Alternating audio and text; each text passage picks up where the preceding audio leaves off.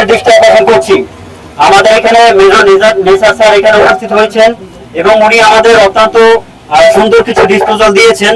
তবে আপনারা জানেন যে আমরা বিগত 3 মাস যাবৎ আমাদের এই বিষয় নিয়ে কাজ করছি। ইতিপূর্বে আমাদের স্মারকলিপি মাননীয় প্রধান উপদেষ্টার একমাত্র সচিব সাব্বির আহমেদ স্যার গ্রহণ করেছেন এবং লেফটেন্যান্ট জেনারেল জাহিদ স্যার ইতিপূর্বে স্মারকলিপি গ্রহণ করেছেন, কিন্তু সেই স্মারকলিপি গ্রহণ করার পরেও আমরা অদ্যাবধি কোন রকম ফিডব্যাক আমরা পাইনি, কোনো ডিসপোজাল পাইনি।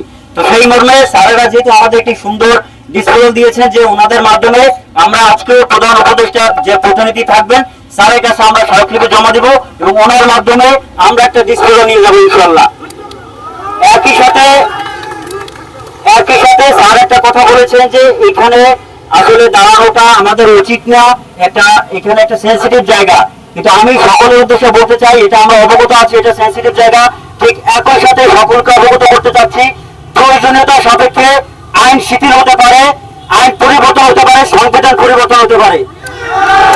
সেটা ইতিমধ্যে অন্তর্বর্তীকালীন সরকার প্রুফ দেখিয়েছেন এবং তারা সেই লক্ষ্যে কাজ করছেন। আমরা স্যারদের প্রতি সম্মান রেখে আমরা কোনো প্রকার বিশৃঙ্খলা এখানে করতে আসি নাই। আমরা এখানে শুধুমাত্র শান্তিপূর্ণ অবস্থানে আমাদের দাবিটা আমরা কর্তৃপক্ষের কাছে প্রকাশ করবো এবং ওনাদের কাছ থেকে আমরা একটি সুন্দর ডিসপোজাল নিয়ে আমরা যা যা ঘরে ফিরে যাবো ইনশাআল্লাহ। একই সাথে আমাদের যে 6 জন ব্যক্তিকে আটক করা হয়েছে তাদেরকে নিঃশর্তে আসলে মুক্তি দিতে হবে। নেসার স্যার যেটা বলেছেন যে উনি জানেন না আসলে এটা যৌক্তিক কিনা, but I know this is যৌক্তিক। আমি জানি ওনারা দীর্ঘ 3 মাস যাবত আমাদের সাথে এই প্ল্যাটফর্মের পক্ষে কাজ করেছেন। সো তারা কোন প্রকার আনলিগাল, কোন প্রকার অবৈধ কাজের সাথে সম্পৃক্ত ছিল না, এটা উইনো যায়। এটা আমরা স্যারদের নির্দেশনা অবশ্যই মেনে চলবো এবং তারাও সামরিক বাহিনীর, আমরাও সামরিক বাহিনী। তো সেই জায়গা থেকে আমরা কোন রাস্তা ব্লকের বা আমাদের দ্বারা কোন ব্যক্তিবর্গ সামান্যতম বিচলিত হয় এমন কোনো কিছু আমরা করব না।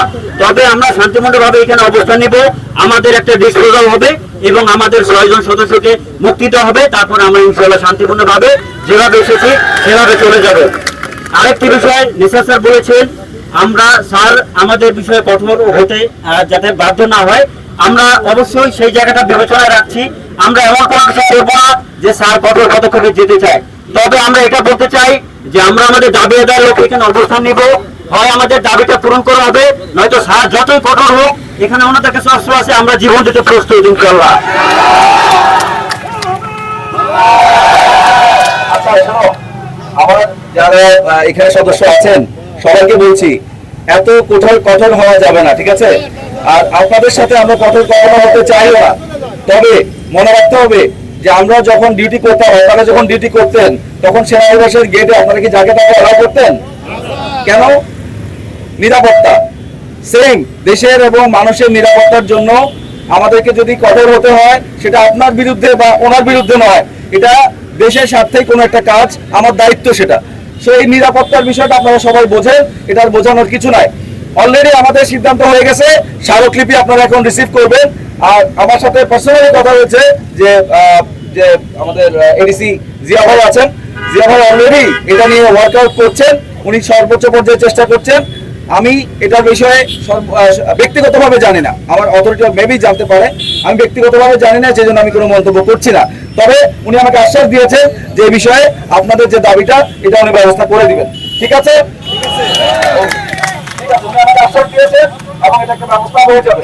আপনাদের এটা নিয়ে কথা বলবেন না, আমি আর বাইরে কথা বলছি না, সকলকে বলবো এখন স্মারকলিপিটা আমরা হ্যান্ডওভার হবে, তারপর আপনারা সম্মানের সাথে আমাদের কথার প্রতি সম্মান রেখে আমাদের এতক্ষণের আলোচনা যে সুন্দর একটা আলোচনা হলো এটার প্রতি সম্মান রেখে আপনারা এই জায়গা থেকে চলে যাবেন।